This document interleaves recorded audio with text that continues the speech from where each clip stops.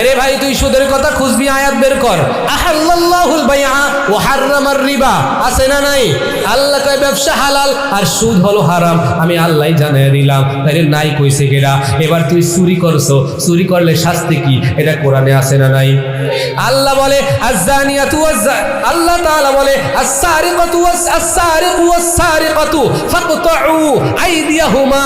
আল্লাহ বলে চোর আর চোরনি চুরি করে ধরা পড়ছে, আর দুইটা হাত কাইটা দে, আর একটা হাত দুইটা কাইটা দে। এটা আল্লাহ তাআলার বিচার। এখন এই বিচার যদি হুজুররা কায়েম করে তাই তো ধরা পড়ে যাইব, ঠিক কিনা ধরা হলো? এরপরে জেনা করলে বিচার কোরআনে আছে না নাই? আল্লাহ জানিয়ে দেয় জেনা করছে ধরা পড়ছে, বিচার কি? দুনিয়ার মতো বিচার না। আজকে টাকা খায়া ওই যে মাইয়ারে আরেক দিকে ফাটায় দেয়, পোলারে পিরান দিয়ে ফাটায় দেয়, অথবা পোলা বাইরে বিবাহ করা দেয়, আর কিছুই হয় না। এইটা তো বিচার না। বিচার প্রথম বিচার কি? আমার আল্লাহ জানিয়ে দেয় আয-যানিয়াতু ওয়াজ-যানি ফাজরিদু কুল্লা ওয়াহিদিন মিনহুমা মিআতা জালদা। আল্লাহ পাক জানিয়ে দেয় জেনাকারিনী পুরুষ এবং জেনাকারিনী নারী যদি অবিবাহিত হয় তাইলে তাদের বিচার হলো 80টা বেত্রা, 100 বেত্রাঘাত করতে হবে। মিআতা জালদা, 100 বেত্রাঘাত করতে হবে। মরবে অথবা বাঁচবে সেইটা দেখার টাইম নাই। হযরত ওমর রাদিয়াল্লাহু তাআলা আনহু বসা, এমন সময় একটা মহিলা বিচার দিছে, ও ওমর তুমি হইলা রাষ্ট্রপ্রধান, তুমি হইলা সরকার, আর তোমার ছেলে জিনা করে, এই বিচার তুমি করবা না? ওমর বলে কি বলো তুমি এটা? আমার ছেলে জিনা করছে? বলে হ্যাঁ আমার মেয়ের সাথে করেছে। বুড়া একটা মহিলা বিচার দিছে। হযরত ওমর সঙ্গে সঙ্গে ঘরের ভিতরে যায়, তার সন্তান আব্দুল্লাহকে বলে, যায় দেখে খাবার খাইতেছে, বলে জীবনের শেষ খাবারটা খায়া নে। এইটা কেন বলছে সে তো বুঝে নাই। তার মাকে ডাক দিয়া বলে, ও আব্দুল্লাহর মা, তোমার সন্তান রে খাওয়ায় তাড়াতাড়ি বিদায় করো, কারণ আমি এমন একজন ওমর, আমি কোরআন ছাড়া একটা বিচারও করি না রে ভাই। আল্লাহর কোরআনে যা বিচার আছে সেটাই হবে। তোমার সন্তান জিনা করছে, তার বিচার হবে 100 বেত্রাঘাত। তোমার ছেলে বাঁচে না মরে সেটা দেখার সময় নেই। আর 100 বেত্রাঘাত দিলে মানুষ কিন্তু বাঁচে না। ওই চাবুকের বাড়ি 80টা দেওয়ার পরে কিন্তু শেষ হয়ে গেছিল। ওমরের সন্তান যখন নিতেছে, বিবি ডাক দিয়া কয়, মহিলা বুড়া মানুষ আসছে, কিছু টাকা টোকা দিয়া দাও, তার উপকার হবে, আমার ছেলেটাও বাইসা যাক, তারাও ভালো থাকুক। ওমর ফায়ার হয়ে গেছে, চোখের গরম দেখা বউ বুঝা গেছে, ভিতরে চলিয়া গেছে, সন্তানকে নিয়ে জল্লাদের হাতে উঠিয়া দিছে। এ জল্লাদ, আমি ওমর, আমি রাষ্ট্রপতি, আমি সরকার, তাই বইলা আমার বাচ্চার বিচার যেন হালকা না হয়, সাবধান। 100 বেত্রাঘাত করবি, কোরআনে যেইভাবে আছে ওইভাবে। আল্লাহু আকবার। জল্লাদ নিয়ে যায় আর হাতের মধ্যে থর থর করে কম্পন শুরু হয়ে যায়। হাই হাই সরকারের ছেলেকে মারবো, হাই হাই, থর থর করে কাঁপতেছে আর নিতেছে। কিন্তু যেহেতু অর্ডার করছে, না মানলেও তো সমস্যা। যায়া বেত দিয়ে যখন পিটানো শুরু করছে, কিতাবে আসছে 80টা দিছে, আর সন্তান দুনিয়ার থেকে বিদায় হয়ে গেছে। এখনো বাকি আছে কয়টা? ওরে যখন দাফন করছে, হযরতে ওমর বলে, আমার নবী যেইভাবে কোরআনের বিচার করেছে, আমার ভাই নবী যাওয়ার পরে আবু বকর আমার ভাই ঠিক ওইভাবে দেশ চালাইছে কোরআন দিয়ে। আমার ভাই আবু বকর যাওয়ার পর আমি ওমর দায়িত্বশীল হয়ে আসছি। আমি ওমর থাকতে যে কোরআনের একটা জবর জের উল্টা হবে, এইটা আমি বরদাস্ত করতে পারবো না। প্রয়োজনে আমার সন্তানের বিচার হোক, এটাই মানুষ দেখুক। দে তাড়াতাড়ি চাবুকটা আমার হাতে দে। চাবুকটা হাতে নিয়ে এমন ভাবে পিটানি শুরু করছে, কবরের উপরে মাটিতে 20টা পিটান কবরের উপরে দিছে। দিয়া এখন কি শিক্ষা দিল? এলাকার মানুষ এবং পুরো পৃথিবীকে শিখাইয়া দিল, আল্লাহর কোরআনের বিচার যেইভাবে আছে ওইভাবেই করতে হবে, বিন্দু পরিমাণ কম করা যাবে না। ঠিক কিনা বলো? আজকে যদি কোরআনের বিচার এটা থাকতো, জিনার বিচার একদিন যদি খালি জুমার সময় মসজিদের সামনে ইমাম সাহেবকে নিয়ে একটা জিনাকারীর বিচার যদি এলাকা সবাইকে নিয়ে করা হইতো, জীবনেও কোনোদিন কিন্তু হয় আর জিনা করতো না। ঠিক কিনা জোরে বলেন? যদি এবং আরেকটা কথা আছে, এই পাশে যদি এই যে জিনা যারা করছে ওরা যদি বিবাহিতা হয়, তাইলে বিচার কিন্তু আবার এইটা না, বিচার হলো রজম করে তাদেরকে হত্যা করতে হবে। কি করতে হবে? রজম। রজম বোঝেন? মানে পাথর বাইরা এই কোমর পর্যন্ত তাকে ওই পুঁতবে, মাটির ভিতরে পুঁতে তারপরে পাথর মেরে তাকে হত্যা করতে হবে। এটাই কোরআনের বিচার। সুবহানাল্লাহ কইবেন না? এইরকম একটা বিচার যদি খালি সমাজে হয়, আপনি কি মনে করেন আপনার মেয়ে জীবনে আর 14ই ফেব্রুয়ারির দিনে আপনার মেয়ে আর যুবকেরা 14ই ফেব্রুয়ারির সময় নষ্টামিতে লিপ্ত হবে? মেয়ে ধর্ষিত হবে না, যুবকরাও কোনোদিন ইফতিজিং করতে সাহস পাবে না। ঠিক কি না বলো? কোরআনের মধ্যে সব আছে না নাই? কথা কানে আছে না নাই? জেনার বিচারের কথা শুনাইলাম। একটা ছোট ঘটনা শুধু বলি।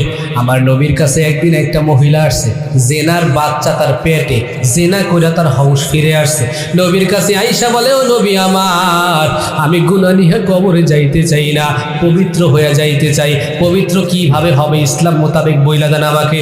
নবী ডাক দিয়া বলে, ও বোন, ইসলামের বিচার হলো যদি কেউ জেনাকারিনী যদি বিবাহিতা হয় তাইলে তাকে এইরকম কোমর পর্যন্ত মাটির ভিতরে পুঁতে তারপরে পাথর মেরে তাকে হত্যা করতে হবে। ও বোন, তুমি কি এটা সহ্য করতে পারবানি? এবার মেয়েটা ডাক দিয়ে বলে, আহারে দুনিয়ায় হয়তো কষ্ট হবে, কিন্তু আমি আজীবন কবরে জাহান্নামে কিভাবে জ্বলবো, ওইটা তো সহ্য করার ক্ষমতা হবে না। ডাক দিয়া বলে, নবী আমার, কথা দিলাম হাজারো কষ্ট হইলে আমি সহ্য করে নিব, কিন্তু আমি আমার এই গুনাহগার অবস্থায় আমার মালিককে মুখটা দেখাইতে চাই না। বিচার শুরু করিয়া দেন। নবী কয়, তোমার গর্ভে যেই বাচ্চা আছে এর তো কোনো দোষ নাই, যাও বাচ্চা প্রসবের পরে তারপরে আসবা।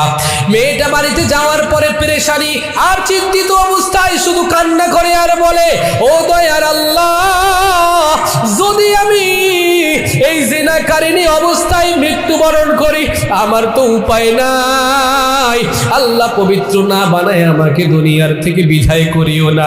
মেয়েটা এবার আবার যখন কয়েকদিন পর যখন বাচ্চা প্রসব হয়েছে, তাড়াতাড়ি বাচ্চা নিয়ে নবীর দরবারে এসে হাজির হয়ে গেছে। আল্লাহু আকবার। নবী দেখে যে ছোট্ট একটা বাচ্চা কোলে আর এইরকম এরকম। নবী ডাক দিয়ে বলে, ও বোন, যেই বাচ্চাটাকে নিয়ে আসছো এই বাচ্চাটা 1.5 থেকে 2 বছর পর্যন্ত তোমার বুকের দুধ পান না করলে ওরে তো বাঁচায় রাখা যাবে না। এ বোন, যা ওরে দুধ পান করাইবা, যখন অন্য একটা খাবারের উপযুক্ত হবে তারপরে নিয়ে আসবা, চলিয়া যাও।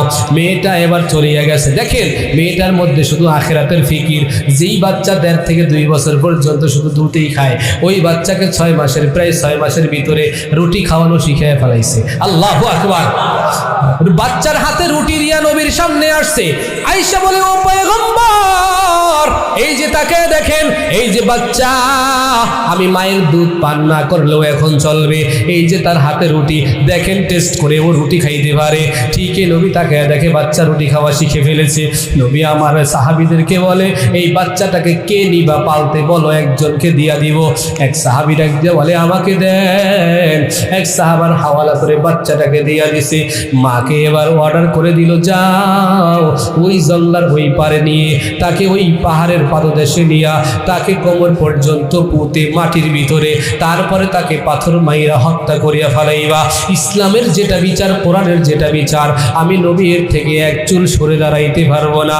যাও তাকে পবিত্র বানাইয়া দিয়ে আসো। এই বাচ্চাটার মাকে যখন নিয়ে যায়, আসলে সন্তান আর মার মধ্যে একটা আলাদা মুহাব্বত।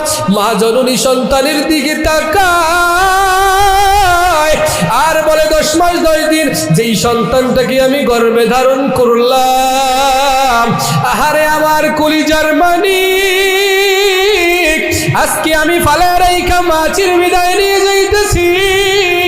মা বারবার যায় আর ফিরে ফিরে বাচ্চাটার দিকে তাকায়। ওরে যুবক, তুই তো জানো না তোর মা তোর জন্য কত কষ্ট করেছে রে ভাই, কতদিন তোর মা তোর জন্য খানা খাইতে পারে নাই।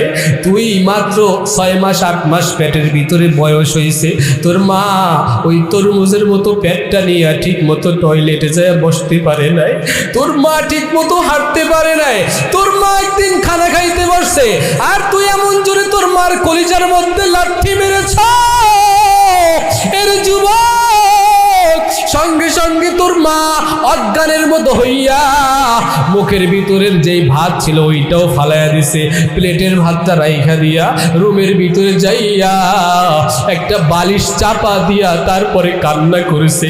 এই কান্নার আওয়াজ যেন পাশের ঘরের মানুষ শুনতে না পায়, লজ্জা লাগবে। এরপরে মা কান্নার আওয়াজ কাউকে শুনতে দেয় নাই। এর যুবক ভাই, যেই দিন তুই দুনিয়ায় আসবি, তুই তো জানো না যখন তোর মার প্রসব বেদনা শুরু হয়ে গেছে, তোর মা ওই ব্যথার পরিমাণটা এমন ছিল, বর্তমান বিজ্ঞান বলে একটা মানুষ 40 থেকে 45 ইউনিট পর্যন্ত ব্যথার ক্ষমতা সহ্য করতে পারে। আর তোমার মায়ের স্বাভাবিক নর্মাল ডেলিভারির সময় ব্যথার ইউনিটটা চলে গেছে 55 থেকে 60 ওভার করিয়া। ওই সময় ব্যথাটা কত কঠিন হয়েছে। মা জননী পাশে থাকা লোকদেরকে বলেছে, ও আমার বোনেরা রে, একটা ধাও দে, একটা ছুরি দে, আমি আমার জীবনটাকে শেষ করে ফেলাই। বাচ্চা দুনিয়ায় আসাটা এত কষ্টকর, এটা যদি জানতাম তাহলে আমি মা বাচ্চা গর্ভে নিতাম না। এত এত কষ্ট করে তোমাকে দুনিয়ায় তোমার মা আনছে। ওই সময় বিজ্ঞান বলে একটা নর্মাল ডেলিভারিতে প্রায় 4 থেকে 4.5 কেজি রক্ত ঝরতে থাকে। আরে ভাই, রক্ত পড়তে পড়তে মার দেহটা নিস্তেজ হয়ে গেছে, মা অজ্ঞান হয়ে গেছে। এমন সময় হঠাৎ করে মার সেন্সটা হালকা, কানের ভিতরে একটা আওয়াজ, বাচ্চা ওয়া ওয়া করে একটা কান্নার আওয়াজ দিয়েছে। ওই কান্নার সাউন্ডটা যখন মায়ের কানে গিয়ে লাগছে রে ভাই, বিজ্ঞান বলে মা ওই সন্তানের কান্নার আওয়াজ যখন মায়ের কানে যায়, অটোমেটিক আল্লাহ পাকের পক্ষ থেকে মায়ের কলিজার ভিতরে আল্লাহ একটা আলাদা শান্তি দান করিয়া দেয়। মা জননী তখন সঙ্গে সঙ্গে চোখটা খুলিয়া বলে, আমার সোনার মানিকটা কই, আমার কোলে একটু দেও। দেখবা সঙ্গে সঙ্গে মার কোলে কিন্তু বাচ্চাটাকে দেওয়া হয়। আর বাচ্চাকে নিয়ে মা এই গালে চুমা দেয়, ওই গালে চুমা দেয়, আর বলে, আরে এই বাচ্চাটার জন্য এত কষ্ট। শুধু এখানেই শেষ নয়, 2 থেকে 2.5 বছর পর্যন্ত তোকে পেলে এত কষ্ট করে ভিজা খাতায় শুয়াতায় শুকনার ভিতরে তোরে শুয়াইছে, কত কষ্ট করে তোর ঘুমত প্রস্রাব সব পরিষ্কার করিয়া, এত কষ্ট করিয়া তোর মা তোরে পালছে রে ভাই। আজকে কত যুবকদেরকে দেখা যায় নতুন নতুন বিবাহ করিয়া আলাদা হয়ে যায়, মার খবর নেই না। ঠিক কিনা যারা বলো? এর যুবক কপালটা পুড়িয়া যাবে রে ভাই। আল্লাহর রাসূল বলে, আল জান্নাতু তাহতা আকদামিল উম্মাহাত। নবী বলে, তোর মার পায়ের নিচে তোর বেহেশত। এই মারে কষ্ট দিয়া নতুন বউ লইয়া তুই কই যাও? আজকে নতুন বউ তোর বুড়া বাপ মার নামে বিচার দেয়, আর তুই ঢাকার থেকে আইলেই তোরে বইলা কান জ্বালা ফালা করে ফেলায়। তোমার মার সাথে থাকতে পারবো না, তোমার বাবার সাথে থাকতে পারবো না, বুড়া হয়ে গেছে, এই এই কাজ করে, এমন এমন কাশে, এই এই করে, পান খায়া নষ্ট করে ঘর বাড়ি, আমি তাদের সাথে থাকতে পারবো না। আর তুইও সেই তার কথা শুনিয়া যেই মা বাবা এত কষ্ট করছে সব বাদ দিয়া বউ লইয়া যাস। এ মুসলমান ইমানদার, এ বেদরগঞ্জ এলাকার যুবক ভাই, তোমাদের হাতেও ধরি পায়েও ধরি রে ভাই। তোমাদেরকে একটা আরজি করিয়া যাইব, আজকে থেকে পুরোপুরি নিয়ত করবি আর জীবনে বউর কান পড়া শুনিয়া